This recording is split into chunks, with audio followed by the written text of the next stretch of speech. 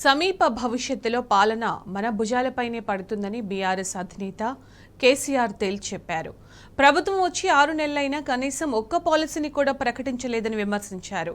BRS ప్రభుత్వంలో first కేబినెట్లోనే 42 నిర్ణయాలను ప్రకటించామని కేసీఆర్ గుర్తు చేశారు.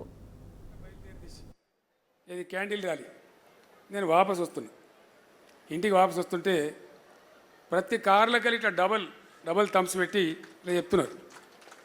ఒక ఆటో డ్రైవర్ అయితే ఉరికొచ్చి నా దగ్గరకు వచ్చి నా కారు కొట్టి, సార్ మళ్ళీ మనమే గెలుస్తున్నాం, నువ్వేం భయపడక, మేము అందరం ఉన్నాం. ఆటో డ్రైవర్, నేనే ఆశ్చర్యపడతా ఉన్నా, ఆవేశం ఉరికొచ్చి చెప్తా ఉన్నాడు. సో కాబట్టి సమీప భవిష్యత్తులో మళ్ళా పాలన మన భుజాల మీదనే పడుతుంది, అలా డౌట్ కూడా అవసరం లేదు. వీళ్ళతో ఏమీ కాదు, మన్ను కూడా కాదు. నేను చెప్తున్నా, చిల్లర రాజకీయాలు తప్ప గొప్ప వ్యూహకర్తలు కూడా కాదు. గెలిచినామని వాళ్ళే చేయికి చూసుకుని గెలిచినామని నిజంగానే అంత అపనమ్మక స్థితిలో అనుకోకుండా గెలిచిన గెలుపును ఎట్లా మలుచుకోవాలో వాళ్ళకి తెలుస్తలేదు పాపం. చిన్న మాట కదా, ఏ కొద్దిగా తెలివి ఉన్నా కూడా పోయిన గవర్నమెంట్ కరెంటు మంచిగా ఇచ్చింది కదా, ఇండియా అంత తెలుసు కదా, దాచిపెట్టే లెక్క కాదు కదా. ముఖ్యమంత్రి కొద్దిగా బుద్ధి ఉంటే, మంత్రివర్గానికి బుద్ధి ఉంటే కరెంటు వాళ్ళని పిలిచి మొన్నటిదాకా ఎట్లా నడిచిందో అట్లా నడిపిరా అంటే అయిపోతుండే, అంతే కదా.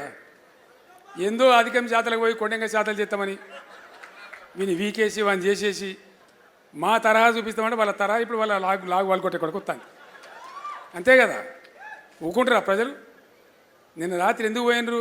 బాచుపల్లిలో, ఇంకో చోట చందానగర్లో వస్తారు కదా ప్రజలు. ఆవేశం వస్తే ఆగుతారా? ఎవడు ఆపుతాడు?